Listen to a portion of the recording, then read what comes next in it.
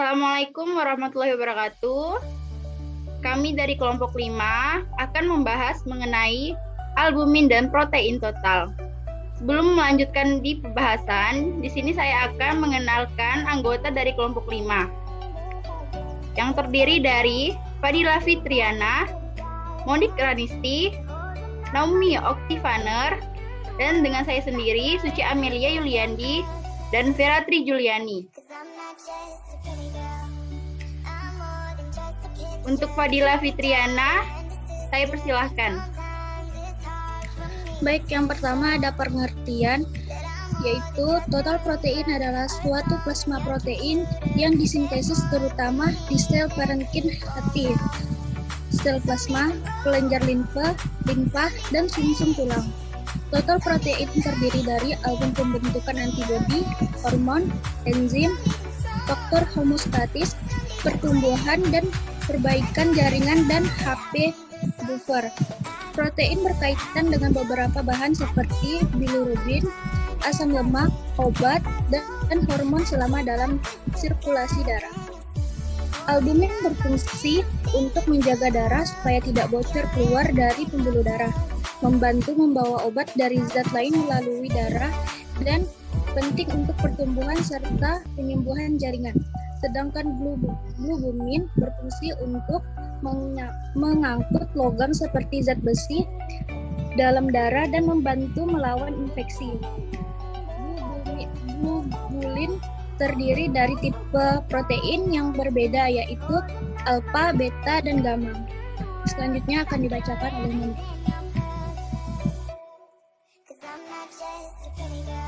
Pemeriksaan kadar total protein. Tes protein total dilakukan untuk mengukur jumlah total, yaitu albumin dan globulin di dalam tubuh.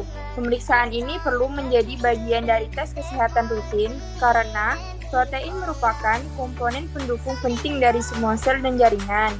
Singkatnya, yaitu tes protein total dilakukan mengukur jumlah total protein dalam darah dan secara spesifik mencari jumlah albumin dan globulin. Tes ini juga akan rasio albumin terhadap globulin dalam darah. Ini dikenal sebagai rasio A/G. Hasil dari cek protein rutin dapat digunakan sebagai bahan pertimbangan diagnosis berbagai penyakit yang dapat mempengaruhi kadar protein orang-orang. Selanjutnya dibacakan oleh Veratri Juliani. Adapun orang-orang yang memiliki kondisi medis yang berpengaruh terhadap saluran pencernaan, hati atau ginjal disarankan untuk mengambil tes protein total untuk memantau pemulihan kesehatannya selama menjalani perawatan. Jika hasil menunjukkan kadar protein total rendah, itu berarti memiliki gangguan hati atau ginjal, atau bisa juga gangguan pencernaan, misalnya penyakit celiak, atau ketika tubuh tidak dapat menyerap protein seperti seharusnya. Jika hasil menunjukkan kadar protein terlalu tinggi, itu bisa menjadi gejala kalau sedang mengalami infeksi kronis atau peradangan seperti HIV atau AIDS atau virus hepatitis. Selain itu juga bisa menjadi tanda awal gangguan sumsum tulang. Next. Faktor yang mempengaruhi kadar albumin dalam tubuh dapat dipengaruhi oleh beberapa hal, yaitu 1. Makanan atau gizi. Kadar albumin digunakan sebagai indikator perubahan biokimia yang berhubungan dengan simpanan protein tubuh dan berkaitan dengan perubahan status gizi.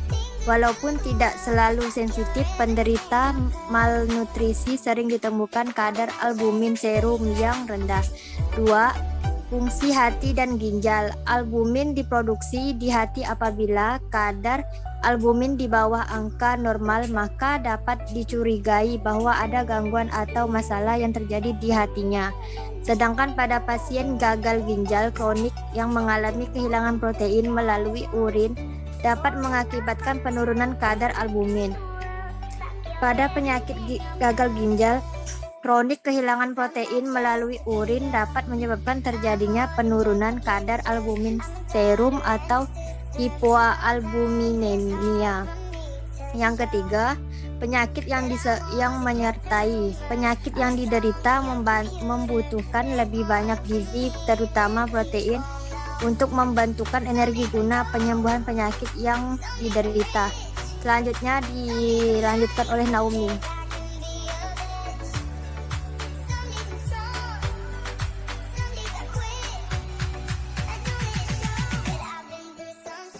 Selanjutnya, jika dikaitkan dengan masalah gizi, maka rendahnya kadar protein total dapat dihubungkan dengan malnutrisi, gangguan fungsi hati dan ginjal. Walaupun tidak selalu sensitif, penyakit malnutrisi sering ditemukan kadar albumin serum yang rendah. Rendah kadar total protein juga dapat mengindikasikan gangguan hati, karena total protein diproduksi di hati. Bila jumlahnya tidak normal, maka diduga terdapat gangguan pada hati.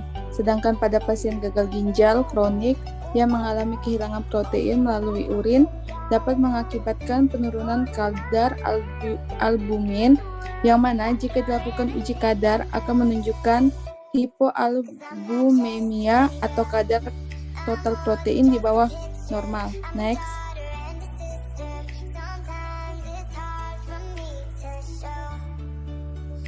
Apabila kadar total berlebih, maka diperlukan diet untuk mengurangi asupan protein. Sedangkan bila kekurangan protein, diperlukan diet penambahan konsumsi protein. Ada beragam sumber makanan yang mengandung protein yang bisa dikonsumsi untuk memenuhi kebutuhan protein sehari-hari. Berikut ini adalah beberapa contoh sumber protein yang terbaik untuk tubuh. Protein hewani ada daging merah, daging ayam, daging ikan, telur, susu, dan produk olahannya. Protein nabati, tahu dan tempe, kacang kedelai, dan kacang polong.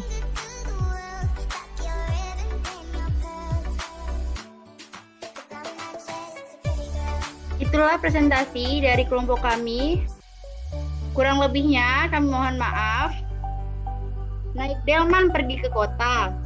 Jangan lupa membeli alpukat. Demikian presentasi kita, semoga bisa bermanfaat. Dadah!